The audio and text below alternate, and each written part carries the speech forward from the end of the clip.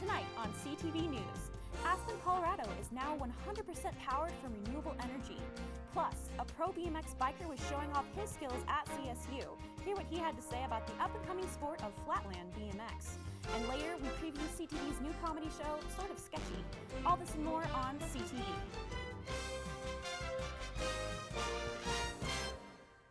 Good evening, Rams, and thanks for tuning in to tonight's show of CTV. I'm Sierra Cymes. And I'm Molly Baltzer. A stunning Colorado mountain town just became even more appealing. The city of Aspen is now 100% renewable, and while its energy usage footprint is small, the impact on other Colorado communities is big.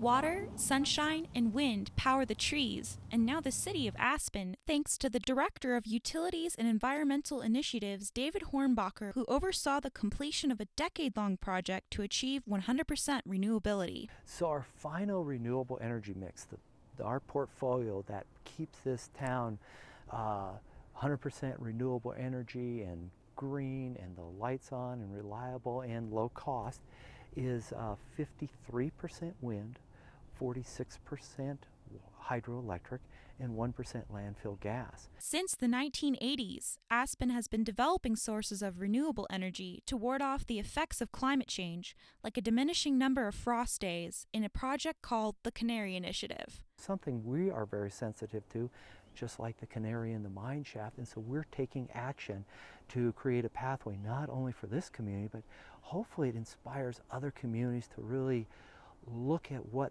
their impact is and to take a responsible course to try and change that. In Fort Collins, goals for carbon emission reduction by 2020 and 100% renewability by 2050 can seem far off.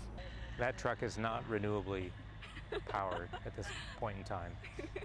Through small steps, Energy Services Manager John Fellon hopes to take Fort Collins to the next level of renewability. There isn't going to be a single silver bullet for any of these solutions, be it in the efficiency realm or in renewable energy. It's more like silver BBs. So it's going to need homeowners to participate in programs, businesses, as well as sort of community solar and utility scale. Really, all of the above are going to need to be part of the solution in order to reach both our short-term and longer-term targets. The steps Fort Collins is taking in regards to activating its local resources, as well as working with a larger provider, parallels what Aspen did to achieve its level of renewability. Both communities are part of a national energy efficiency competition called the Georgetown University Energy Prize, which we've called here locally the Lose-A-Walk campaign. So a little friendly competition with our friends in Aspen, and again, kudos to them for reaching that 100% level. With CTV News, I'm Sierra Cymes. A $5 million prize will be given to the community that is selected for the Georgetown University Prize. The competition is not judged on the type of energy used, renewable or not, but on the steps being taken in each community towards innovation and education to achieve a more energy efficient bill. If you've headed north on Shields, you've probably noticed the major construction causing detours at Vine Street. The city of Fort Collins is working on a new roundabout at the intersection of Vine and Shields, and on October 2nd, the next phase of construction will begin. Vine Drive will be closed for 3 weeks, and once construction is done, the roundabout will improve safety and efficiency for vehicles, bicycles, and pedestrians. The city of Fort Collins reminds you to always drive safely and with caution around construction zones. A professional BMX rider gave students here at Colorado State a one-of-a-kind experience this past weekend that included a meet and greet. He also showed students what flatland BMX is all about.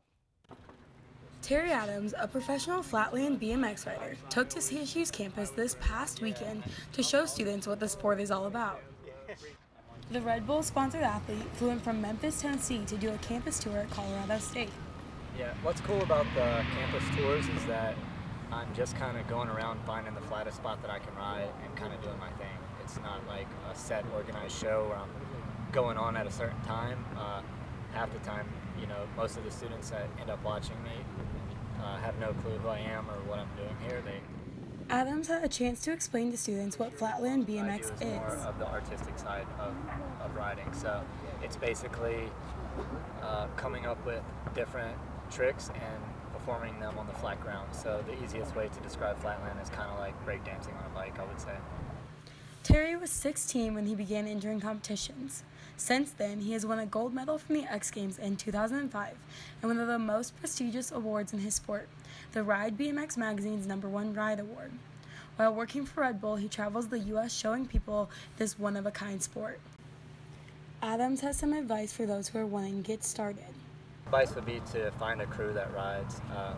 Flatland has a huge online presence, so the simplest thing to do is like go on a Flatland website, flatmatters.com, or any BMX site, and find out where the closest group of riders are, because that's pretty much how you're going to stay motivated, is meeting up with friends and riding, you know.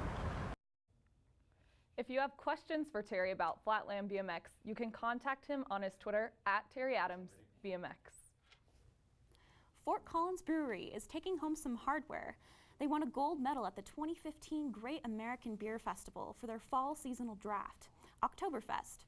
The beer was one of 6,000 brews featured at the festival and beat out 47 other entries in the German-style Oktoberfest category. Oktoberfest is described as a beer that unleashes the complexity and depth of a Vienna, Munich, and caramel malts that create its distinctive aroma and flavor. It's already almost October, which means fall is in full effect. The leaves are turning and cooler weather is here. Our weather anchor, Elizabeth Prasse, interviewed some fellow Rams to get their thoughts on the new season. Hey Ram fans, I'm Elizabeth Prasse, your CTV 11 weather anchor, letting you know about this new season we've now entered. It was originally called the harvest season, but some call it fall now, others call it autumn. It is derived from the Latin word autumnus, which means fall from the leaf. As you notice, we've got a few fall leaves here that are beginning to fall from the trees. Now, originally green, thanks to these decrease in sunlight hours, the chlorophyll in the leaves are reduced, that is what's changing the color from green to the beautiful yellow, brown, magenta, red, and of course, Aggie orange that we are beginning to see here in Fort Collins. Now let's check in with a few Rams to see what they have to say about the fall season. I'm here with Tom. Now Tom, tell me, do you call this season fall or autumn? Well, I've always called it fall. I call it fall. It's fall to me, but some go by autumn. I definitely call it fall. What is on your fall bucket list? I gotta rake some leaves. Probably carving pumpkins. I have to say packing in the Rocky Mountains. I would love to do terror in the corn. And what are you looking forward to most about this fall season? Probably the colors of the trees changing. I'm looking forward to Halloween probably most. Just dressing up and going out. It's been really hot lately, so colder weather's gonna be good. Yeah, I think we're all looking forward to that cooler weather. My birthday? Nice, yummy, delicious treats. Treats. How do you like your pumpkins? Are you a pumpkin spice latte girl, more pumpkin pie, pumpkin bread? I love pumpkin bagels. Pumpkin cookies, actually. Smelly pumpkin bread with chocolate chips. Ooh, Way to go. chocolate chips. It's definitely something I need to add to my pumpkin bread. Well, I really like coffee, so pumpkin spice latte is definitely up there on the list. All right, you heard it there, Ram fans. We've got a pumpkin spice latte. I like pumpkin cookies the most, probably. I love fall. It's the best. It's beautiful. The oval gets really beautiful, so take a stroll in the oval if you can. Anything else you want to add about this fall season? I don't think so. Go Rams. Go Rams! All right, you heard it from Ryan. Thank you. Thank you. May have tied a record high Sunday, but the good news is on the calendar it says fall, and it's finally beginning to feel like fall. Now this evening we will have a stray shower possible. We did see a couple of raindrops earlier this afternoon, and we're going to see those showers linger through these evening hours. Heading into tonight, clouds are going to continue cooling down to 56 degrees by 11 o'clock this evening. Now looking at our overnight lows, we've got our first below 40 of the season. Gunnison, you're going to be at 39 degrees this evening. Vail, 41 degrees along the I-25 corridor, though we're looking at 50s. 46 though in Lyman, 49 degrees in Sterling, 51 degrees here in Fort Collins. Now will we have a warmer Wednesday? I'll have those details coming up right after the break.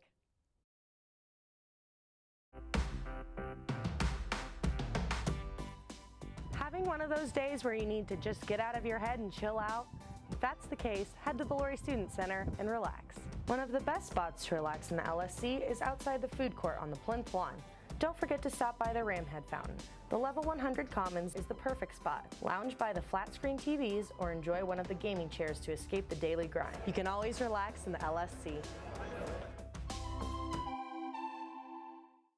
Well, Welcome back, Rams. I'm weather anchor Elizabeth Prasse. Now, Wednesday, it will be slightly warmer than what we saw today. As you head out the door tomorrow morning, we will have a few clouds, 55 degrees, so you may want to throw on a jacket, but you won't need it for the afternoon. Clearing up as we have a mixture of sun and clouds around noon. But then tomorrow afternoon, you know, so we're going to see an increase in clouds. Could possibly see a few raindrops, but going to be staying mainly dry tomorrow afternoon. Looking out across the state, we're going to stay warm as well, but the good news is those 90s are gone for good. Grand Junction, you're looking at 87 degrees, 75 degrees though in Gunnison. Definitely feeling more like this fall weather. Vale, you're looking at 69. Over on the Eastern Plains, Lamar, 84 degrees. Burlington, though, 78, 79 degrees in Lyman, and then we've got 81 degrees in Denver for your Wednesday. Now, the good news is we've got a huge cool down on the way. Taking a look at your weekend, starting with Friday, 72 degrees your high, but then looking at Saturday, sweater weather. I'm proud to announce it's beginning this weekend. High of 63 degrees on Saturday. Sunday, though, warming up just a little bit more, and Monday, high of 69. And with Friday, with that large cool down, we're also going to have a chance of rain, an afternoon shower possible Friday and Saturday. So just beware as you're out and about this weekend. Keep that umbrella and jacket nearby. And the good news is fall is finally on the way, Rams. Now, Sunday night, people around the world gathered outside to view the super blood moon. Where the large harvest moon was eclipsed by the Earth's shadow, many citizens from Fort Collins and other parts of northern Colorado went to the Fossil Creek Reservoir to observe the astronomical event. CTV News reporter Neil Denman went to check it out.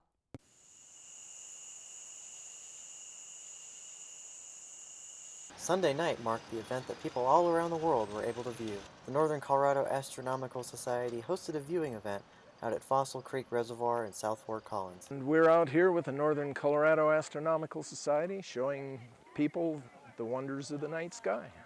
Well, the big draw tonight is a lunar eclipse. That's when the Earth comes between the sun and the moon, and it's going to block out the moon because the moon will be going in the Earth's shadow, but it doesn't entirely block it out because the Earth's atmosphere bends light around the Earth and keeps the planet, or keeps the moon somewhat lit. It usually turns an orange or reddish color, so that's what we'll be looking for tonight. The moon's large appearance is due to it being in its perigee orbit, in which the moon is about a distance of 42,000 kilometers closer to the Earth. The next super blood moon will not happen again for another 18 years, in 2033. However, keep your eyes skyward next March 23rd when the next lunar eclipse will happen.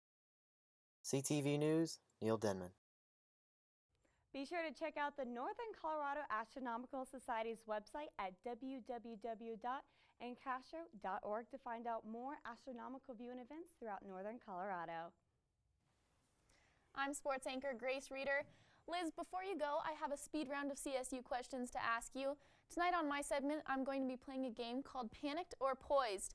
So I'm going to ask you a couple questions. I'm going to determine at this point in the season whether the teams obviously should be panicked or poised. All right, so I'm going to give you your first team. You're on the swim team, Liz. Panicked or poised? You know what? I think we're poised. We're right where we need to be for this point of the season. And, you know, we're looking good. We've got a large freshman class, but I have to be honest, I'm really impressed with these freshmen. They've stepped up their game, and we're going to see next week when we begin our dual meet season Thursday night here in Moby. I think we're poised and ready to go. Awesome. I'm looking forward to seeing that swim team season. How about the soccer team, Liz? I would say panicked. You know, tying the last game, definitely panicked. Oh, dear. Cross country. Poised. They're doing very well. Got a strong start to their season. Football. You know what? After that road win, I have to say poised. Poised. How about volleyball? Last one. You know what? I love Tom Hilbert and that volleyball team. They're poised as well. They're going to do great things this season. Absolutely. Thank you so much, Liz. You're welcome. Now for my takes. First, I'm going to start with the volleyball team.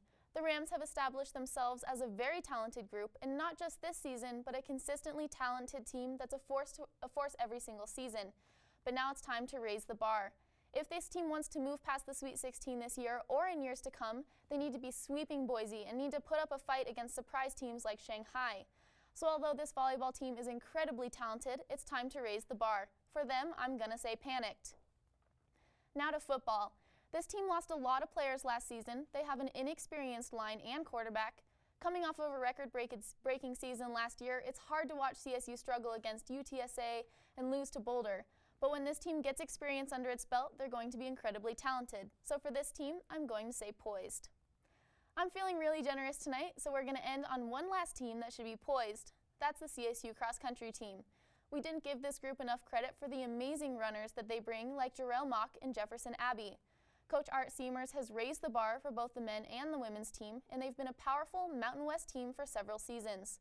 The men's squad is currently ranked 22nd in the USTF CCCA poll, jumping 2 spots since last week. We'll be right back after the break with Nicole Conklin. Oh, hey there, Rams. Today is a great day to play in the LSC. So let's take a look at our ballrooms, theater, and art galleries. The LSC ballrooms, which are the busiest venue in northern Colorado, have been recently renovated. The Laurie Student Center Theater can be transformed to feature films, concerts, lectures, entertainment, and banquets. And last but not least, the Kerfman Gallery provides a showcase for the creations of local and student artists. Hello Rams, I'm your entertainment anchor Nicole Conklin, joined tonight by CTV director Morgan Smith to discuss Sort of Sketchy, which premieres tomorrow night. Thank you for joining us. No problem. So as the director, what exactly is your job? My job is to yell at people and make other people do things that I don't want to do myself usually, and just to really carry the whole thing. So is this a student ran production or is it university? Well, we are students and we're making it, but other than that, no. But it is going on CTV, so technically. Okay. And where do you guys film? Just wherever. Sometimes in the plaza or at my house or, you know, just any random venue. Okay. So how long has this show been around? Well, it was a sparkle in Cassie Mack's eye last semester in the spring, and then she came to me about it in the summer, and then we started production in September. Okay, so you guys are kind of leaders. It's our baby. Yeah. Oh, very cool. Yeah. How many people do you have involved, like actors, crew members? Oh God, like 15, 20-ish. Oh, nice. Yeah. Nice. Yeah. All right. Well, for those of you students who might want to get involved, is there a way that they can? Yeah, they can come up to Cassie or me and ask to be in it, and then I'll say yes. Or they can just reach me on Twitter or emails, or just go up to CTV or student media. Okay. But yeah, we'll probably accept anybody. Okay, so you guys don't hold auditions quite yet? We do. You do? For actors, yeah, we do. Okay. And we're having a second round of auditions pretty soon here. Okay. Yeah. Very cool. So who writes the material? Is that also students? Yeah. Well, students do everything pretty much. Oh, wow. This month I wrote a majority of the material just because we're still trying to get everything working efficiently. Right. But hopefully most people besides me write the material for this next month. Very cool. So have you been a director of anything before? Is this your first time? I've directed 3 short films before this show, but I only started directing like a year and a half ago. Okay. I was just a lowly biochemical engineer before then. Gotcha. Yeah. That's awesome. Well, thanks so much for your time, Morgan. No problem. We really look forward to watching Sort of Sketchy. It starts tomorrow night at 7:20, right after CTV News on Channel 11. And you can find it on thecollegian.com as well. That's all the time we have tonight, but before we go, we're going to give you a look at a segment of the new comedy show. Have a good night, Rams. Do you ever feel like a plastic bag drifting through the wind, wanting to start again? Do you ever feel so paper thin, like a house of cards, one blow from caving in? Do you ever feel already buried deep, 6 feet under screens, but no one seems to hear a thing? Did you know there's still a chance for you? 'Cause there's a spark in you, you just gotta ignite the light. Light.